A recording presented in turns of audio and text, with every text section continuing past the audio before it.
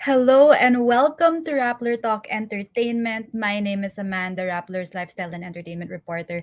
And today I am with Akira, Nate, JL, Jello, and Mickey of BGYO.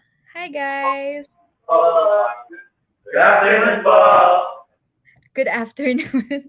So to everyone who's tuned in right now, if you're watching this is live. So if you have any questions for the boys, just type it into the comments and I'll do my best to get it to them. But first, ako muna magtatanong. So, hi guys.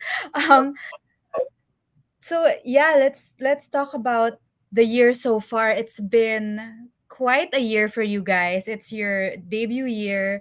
You've released your album, nag-concert na kayo. At this point, have you had the chance to process everything, take it all in? Um, slowly we process everything that happens, but there's still so many things that are very overwhelming. So we just keep, it's like we're just going with the flow and just we keep working and just moving forward. And then once we have a break, we kind of like look back at it together. It takes Hmm. time. Let it sink in, but yes. How does it feel like when you think about everything that's happened? What are your initial thoughts? Mhm. Parang nung una, parang hindi pa nag-sink in talaga sa utak namin lahat po ng nangyayari, lahat po ng mga blessings na dumarating. Pero ayun, minsan nag-uusap-usap na lang po kami. Sinasabi namin na grabe, ang dami na pala nating napagdaanan, gano'n, ang daming dumating, ang dami ng projects natin na nagawa, ang dami ng songs na nagawa natin. Sobrang grateful po kami sa lahat ng Saka nakakamiss talaga balikan yung mga ganun moments, like yung concert. And maiisip mo lang siya, tsaka ma-realize mo na grabe pala yung nangyari kapag kunyari may free time kami or pag sarili-sarili na. Still Hmm. amazing.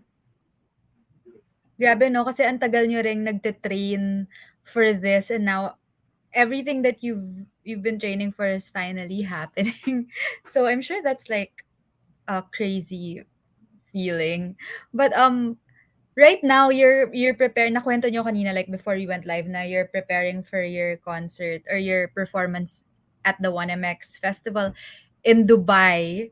To sabi niyo parang everyday kayo nagte-training. Can you share like what your training routine is like, your daily routine? Okay. So, usually we wake up po, yung mga normal schedules po namin during training week is we wake up around 8 a.m. but then we start training at 9 a.m. And then usually ang schedule po namin is Monday, Wednesday, Friday. Meron po kami 8 a.m. to 12 p.m. na dance. And then after that, lunch po kami and then we start voice class 1 p.m. to 4 p.m. And then after that, we have Kumu. We have Kumu live stream at 6 to 7 p.m. And sometimes after Kumu, we shoot some interviews or other content that we could post. Grabe. Just listening to your routine, ako yung napapagod for you guys. So parang 8 a.m. to 12 sumasayaw kayo. Grabe ang the dedication that you you put into what you're doing. I'm sure that's what the fans also look up to and admire with you guys. But what do you do in between that? Like sa dami ng ganap sa buhay nyo? What do you do in between to relax, to de-stress? How do you chill out? Usually kapag yung may ano na kami po, rest day, minsan nagkakanya-kanya muna po kami. Halimbawa, kasi po, di ba po, matagal po kami magkakasama, lalo sa lahat po ng ginagawa po namin. So, minsan, parang, yung nag-relax po kami ng kanya-kanya. Kumbaga, yung me time namin, parang doon kami, parang nagaan mo yun. Saka, minsan, ang sarap din kasi kapag free time, nung wala kang kakausapin na kahit dito. Kasi, sa buong week, parang puro socialize din eh. Tsaka, puro teamwork, pero, ay, kasama pa rin naman kami. Tsaka since busy schedule po kami and minsan lang po kami mag-rest day, we take that time to talaga to recharge alone, di ba? Kasi for the whole month po kasi magkakasama na kami and tuloy-tuloy po talaga and minsan ang alone time lang po namin usually is pag matutulog. So if ever we have a rest day, that's our time to recharge. Yes. And if may plans naman kami as a group na bonding para mag-chat na kami sa group chat namin. Eh, ayun, magsasabihan na lang kung okay, sige, iyak. Kung kayo. So alone time is super important. Like I understand that. Like sobrang important ng me time. But like when Akira mentioned na mahilig ba kayong kumain together? Like is that your bonding activity as a group? Siyempre, pinaka-story. Nagtatanungan na lang kami sa group chat. Kung gusto nyo kainin. Pero minsan bigla na lang merong pagbaba namin, may mag-chat. Guys, meron dito one bucket ng season. Ay, ikaw yun eh. Kaya akin yun yung humble. Or kung hindi naman kain, banding namin, like, lalakad kami together sa labas, or magkakwentuhan kami sa isang kwarto ng, nandito sa amin. Or maglalaro po kami ng table tennis. Kaso hindi na po namin nagagawa yung gawa ng schedule. Table tennis, that's so random. Sinong pinakamagaling sa table tennis sa inyo? Hindi ba si JL? Marunong po kami. Kami lang po yung nagkakaintindihan kasi yung tatlo, hindi ko naglalaro. Si Nate po, tinry. Pero naging table. Pero naging table si Nate. So, hindi ito yung first time na you're preparing for a performance, no? Like, of course, you performed in your first major concert with Beanie. That was just a few weeks ago. Can you tell me more about that experience? Like, how was the whole concert experience when you finally performed? Okay, so nung naka-perform na kami sa concert, sobrang sarap sa pakiramdam kasi before nung concert, yung mga preparations natin, sobrang lala talaga from 8 AM to PM, minsan umaabot pa kami ng mas lagpas pa sa dapat na kasi kailangan namin ma-perfect lahat ng mga prods namin. Well, yung mga prods naman namin ng concert, yung halos lahat parang na-perform na namin siya dati. Pero ang hirap din kasi na may collab, so may kailangan kang aralin ng mga bagong songs din. And hindi rin biro yung mag-aaral ka ng mga maraming songs sa pagkanta sa isang go lang. Nakakalito. Tapos kasabay pa din yung kailangan may work mo yung stamina mo. Tapos, marami pong mga factors kaya siya mahirap. Pero, nung after namin mag-perform, siya yung mismong performance na sobrang saya namin kasi sabi namin sa backstage, guys, na natin to ito na natin. Kasi, wala, ito na yung first concert na namin. And, masaya kami kasi kasama namin yung sister group namin na kasabay namin magsimula, which is yung beat.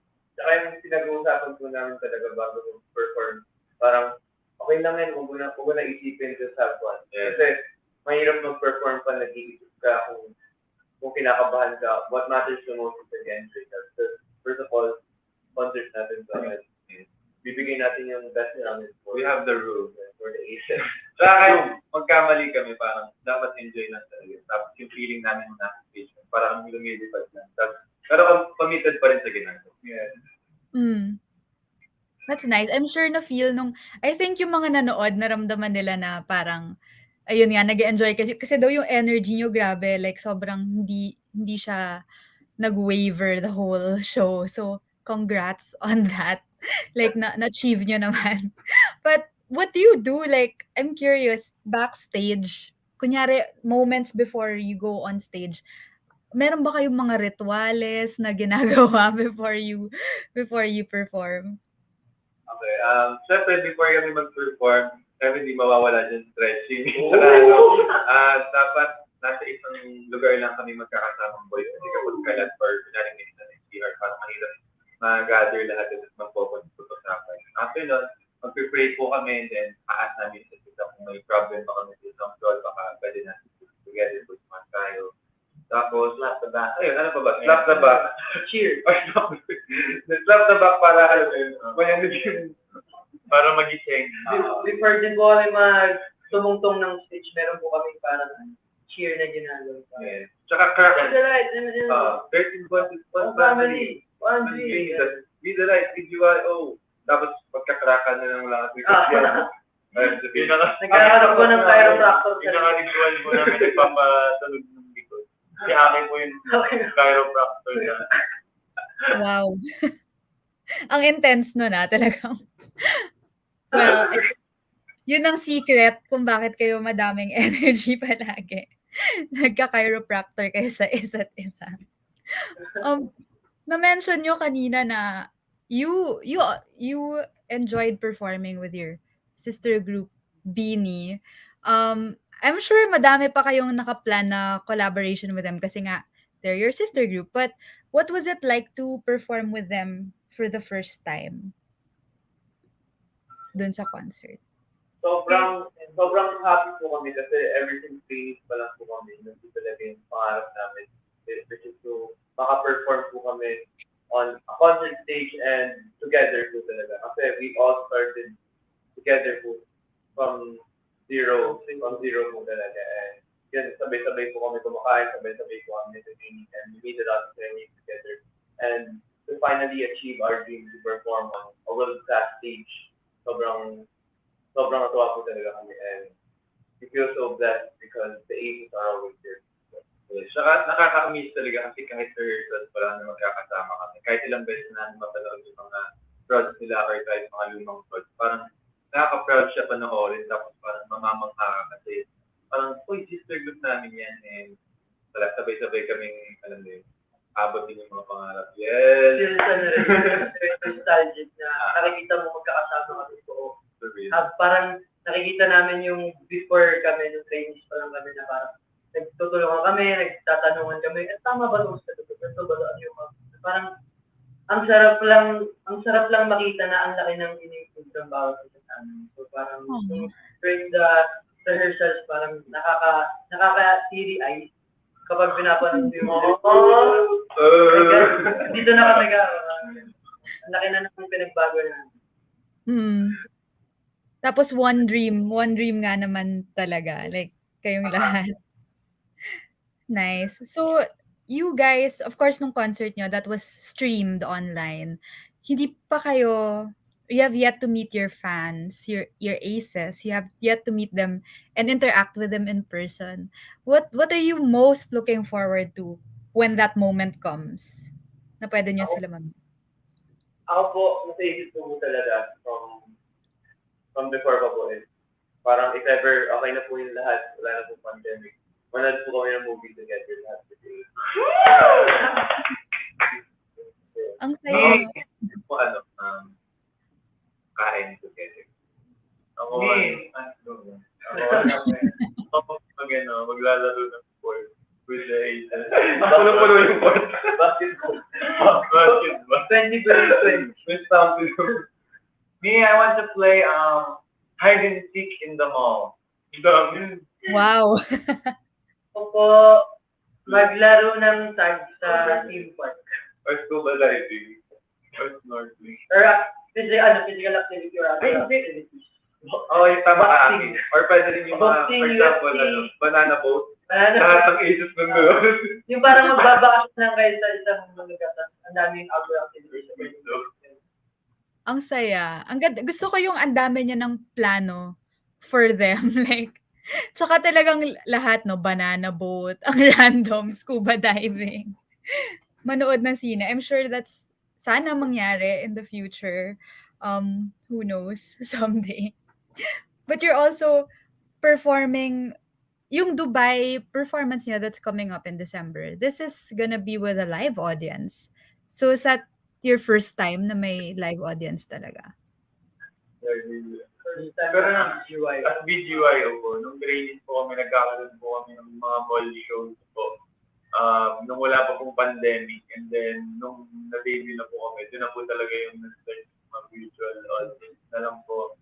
Wala pa po talaga yung as in live po ako nag-perform na audience. So far yung mga live audience namin ng BGYO is yung mga boss namin, cameraman, team BGYO, mga ibang artists, for example, sa Casa. Mm. So ano yung feeling nyo na for the first time as a group, you're gonna have a live audience? Wow!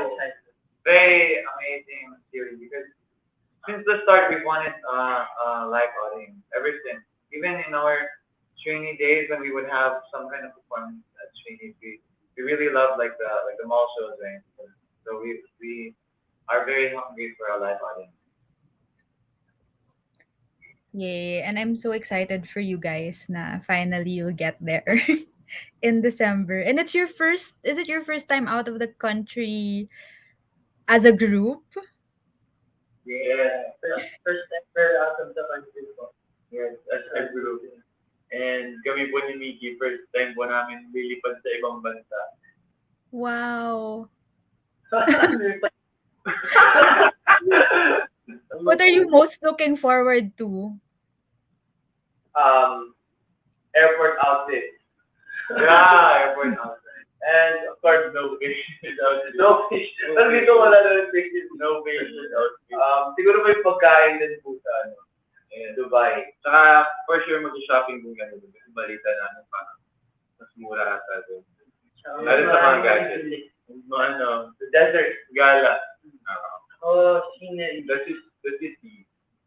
Kasi Fast and Furious, ano yan, Dubai ako. Abu Dhabi na.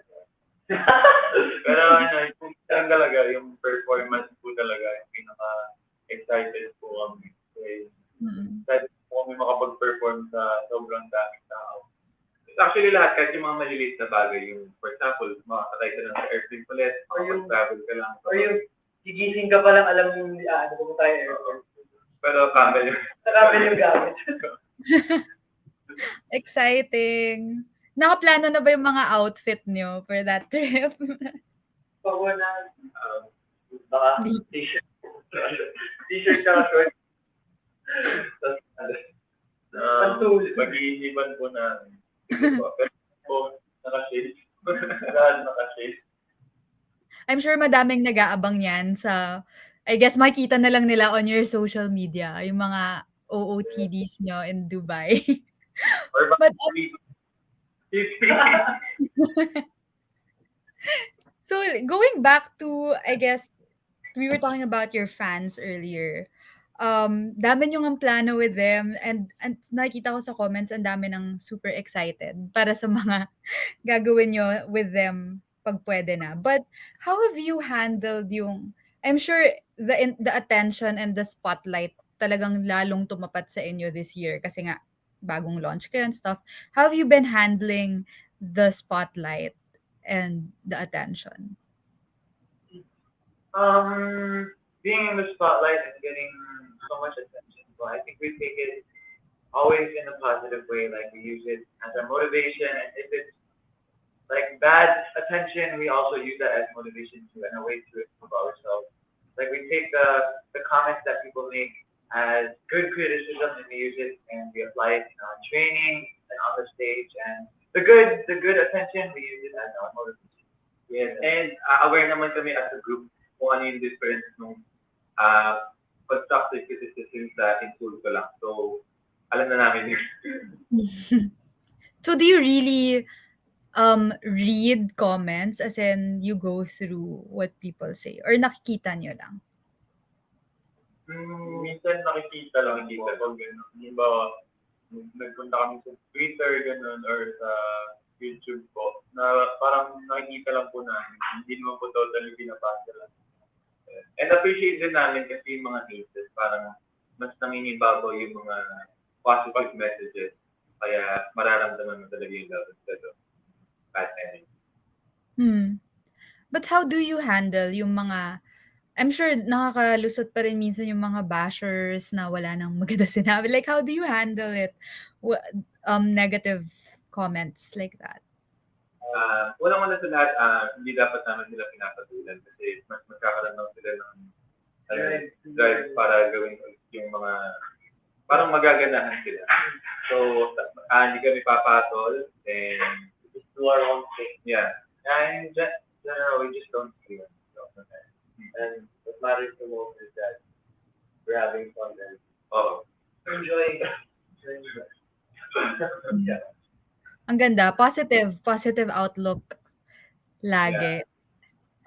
So now that you're a few months away from your first anniversary, wow, January yun, 'di ba? Ano ba yun? November, yeah, a few months away na lang. Let's look back at the year so far. Like, what's been the highlight of your year? as you know, your first year as BGYO? Ayun lang.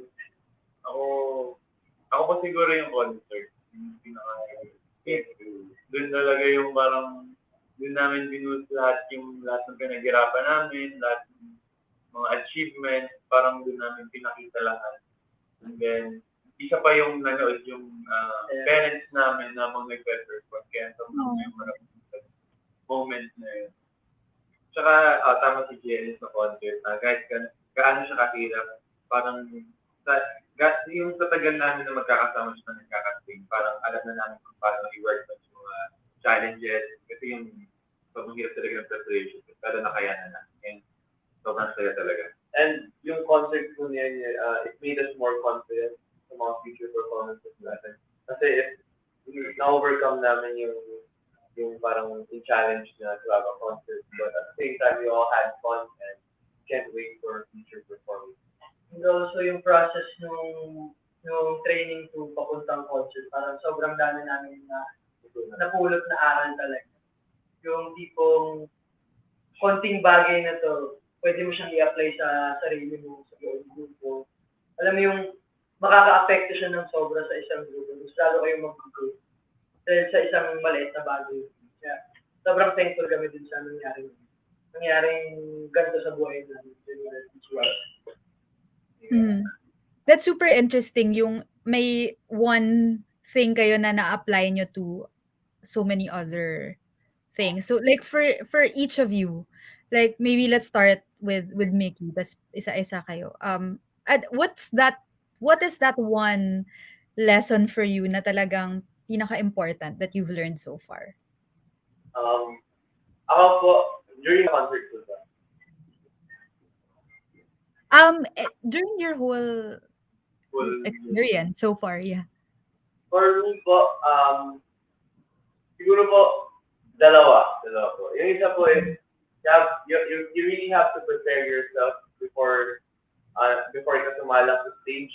And also the second thing is that you also have to enjoy performing. Kahit no matter what happens, you have to enjoy. But at the same time, you get good quality performance. Hmm. Si Jello naman. Same sa dati lang, don't take things for granted. Tapos, at the end of the day, ang pinakakakampi mo lang talaga dito is yung sarili mo. So, kailangan mo tulungan sa sarili mo. Times na hirap ka na. Ako no, siguro yung kapag halimbawa down na down ka na or marami ka ng pinagdadaan, and then wala, wag mo lang kalimutan na balikan kung saan ka nagsimula, saan ka nanggaling, and yung mga sumusuporta at naniniwala sa For me po, it's to relax. Because I think if we were to go through this journey all over again and I wasn't relaxed, it would be much, much harder and very, very stressful and my brain would be dead if I would stress about this. So this whole time I just relaxed and I just was happy and I think I've never been stressed. So relax. Nice. Alam mo po, siguro parang kay JL, huwag mong kakalimutan sa kanan. Huwag mong kakalimutan kung paano ka nagsimula. Kung sino yung mga nakasama mo. The way ka makisama. Lagi mong ilalagay yung paa mo sa lupa. Kung lalaki ulo. And, ano ba? Marami po eh. Sa performance, enjoy. Kalimutan mo lahat ng problema mo sa labas kapag nasa stage ka na. Dapat ibang tao. Yes. Nice. So, na-mention ni si JL ata yung nagsabi kanina na highlight din yung nakanood yung parents nyo sa concert. Ano yung mga naging reaction nila after that? Were they able to watch live? Yes po. Doon po sila mismo nung studio nung day 1 concert. Oh, ano reaction nila?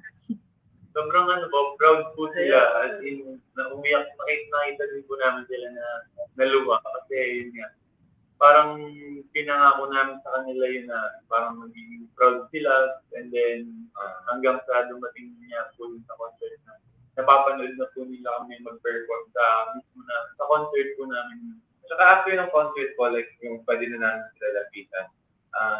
Paulit-ulit na, grabe, ang gawa po, gagaling. Gagaling kumanta, sumayaw, tapos parang nagbabago daw talaga yung kami. Ako nandun na sa stage, parang as performance, grabe daw talaga yung impact. Isa pa sa hindi ko makakalimutan na nakita ko habang nanonood sila yung habang kumakanta din sila. Tapos meron kami nakita mga ilaw sa upuan nila. Ganyan nila yung mga ilaw ng cellphone. Cute. So may number one fans na kayo, yung fan club niyo. That's so cute. So again, looking back at the year so far and magwa 1 year na kayo in January. If you had to sum it the whole experience up in one word, what would that word be? For me, extreme. Extreme. Bakit? Kasi po, ang extreme na mga nangyayari during the whole day. Parang feeling ko, ilang taon na kami nagtatrabaho sa mga nangyayari. So, extreme siya talaga. For me, it's satisfying because no matter how hard something was for us, always it ended up everything that we had to do, we felt satisfied because we would always work hard and we would end up being happy with our final product. Ako po, unforgettable yung yan. Kasi parang itong buong year na to, parang ito talaga yung year na ang daming nangyari. So, hindi talaga malilimutan. Lahat. No? Ako, 2021 is the year. Like a diamond. Kasi sa tagal namin magkakasama since training pa and wala sobrang tinetreasure ko na talaga bawat moment, like bawat milestone namin, bawat araw-araw na magkakasama kami kahit anong gawin namin. Sobrang kinakount ko siya and sobrang importante niya para sa mga future pa na magiging kami.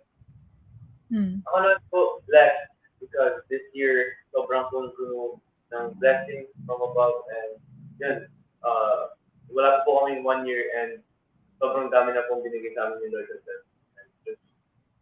just want to thank all of the ages and all of our supporters. So, yeah. Ang ganda. Well, congratulations in advance. Wala pa kayong 1 year, pero malapit na.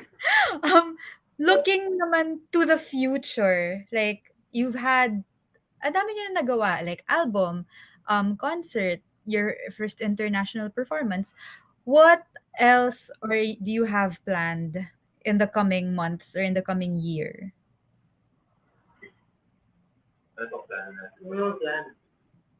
Aside from the one next concert, of course we're still gonna make more music and of course we're gonna prepare ourselves for future performances or future ganap. But right now we have to wala pa po kami pwedeng experience kasi kahit kami po hindi rin po natin. Okay. So secret muna. Well, hindi nyo rin pa alam. So hindi rin natin malalaman. But when you say you're gonna make more music, how involved are you guys in your songwriting process? How involved po? Siguro, Very. Kasi, pag try po namin gumawa ng music, talagang nilalagay namin yung storya na kung ano yung nararamdaman namin, kung ano yung gusto namin parating. So, parang very involved po talaga yung mga sabi ko. Kasi talagang binubuhos namin dun sa isang banda. Nanghihingi kami ng opinion sa isa't isa. Okay ba to? Okay ba yun? Ganun. Parang, nakakatuwa lang din kapag lumabas yung album. And ang maganda dito, kasi yung management namin, encourage kami na ilabas yung songwriting skills namin, yung gusto nila may ambag kami parati para masabi na artist talaga. Meron ba kayong, like, meron ba kayong ginagawa pag like nauubusan kayo ng ideas? Like, Tatanong. Lumalapit siya. Okay ba to? Ano ba, meron ka bang, pwede mo bang suggest yan? Or watch videos video, listen to their favorite music, or read a book. Or the poems. Hmm. So in the future ba, aside from making more music and performing more, do you guys have any plans for solo activities? For you, I think for now we still have to focus more as a group, and maybe sometime in the future there's gonna be a lot of Mm. opportunities for us for solo, but right now we focus more on our group and to grow more as performers. Mm. Nice. So I guess to wrap up our conversation, nakakatawa kasi yung mga nanonood, hindi sila nagsisend ng questions pero ang dami nilang comments. Like, full of pagmamahal. Hello, Jello, Akira, Mickey, Nate, JL, sabi ni John Arnaldo Ponce. Tapos meron siyang tatlong heart emoji. Tapos sabi rin niya, woohoo, BGYO. Sabi ni Maiche Manyo, BGYO, please greet my nephew. His name is Leandro Lee. He's turning 6 on Saturday. Hello, Leandro Lee! Hello, Leandro Lee! Yun. Happy birthday. Happy 6th birthday. Um, yeah. Basta madaming comments na kanina ko pa nakitang gumagalaw. Puro, they love you. Ang cute nyo daw. Cute. So yeah, I guess to wrap up our conversation, what would be, I guess, your dream performance in the future? Like what, imagine na natin, like your choice of venue, your choice of guest performers, um, what would that concert or performance look like? I mean, mga arena po, mga stadium, and hopefully, yung mga, lahat po ng aces nandun na po. And yun, gusto lang po namin makita, marinig yung mga cheers nila and yung mga light sticks, Like mga six, ganito. yung merong nag-uwi. Yeah. And hopefully, soon sa future po, sana nasa isang event kami ng lahat ng mga K-pop group. Then, perform lang namin lahat ng mga best songs namin sa K-pop, right? Isang prod na magkakasama. Isang prod na magkakasama. Oo. Nice. Ang ganda nun. That would be like insane if lahat ng P-pop group magsama sa isang show. Wild yun. So hopefully that happens in the future. But for now, you guys are performing at the 1MX Festival in Dubai. And yeah, people can just, I'm sure they know where to find you on social media. Before we go, would you like to greet your aces and everyone who's tuned in right now? Hi Aces! Sa lahat po ng Aces na nanonood niya, maraming salamat po sa walang sawa po support at sa pag-abang po sa amin sa kada meron po kaming ganap. Maraming salamat po. And, hi, Aces! See you on Twitter. Hello, Aces. See you on Twitter too. Hello po. Thank you so much. Hello, Aces. I love you. We love you. Everyone loves you all. Para sa mga bago dito, ang album namin The Light, available sa lahat ng music streaming platforms worldwide. Yes. And abangan niyo po kami sa 1MX. See you! Yes. See you in December Dubai. December 3. Yes. Sa BGYO there, Dubai. Thank you. I will go there, Dubai. So go there, Dubai. Yay. Yay! Thank you guys so much for chatting with me. This has been fun. Good luck with your performance and with everything else. Yay! And to everyone who's tuned in, thank you for watching. This has been BGYO. Yes.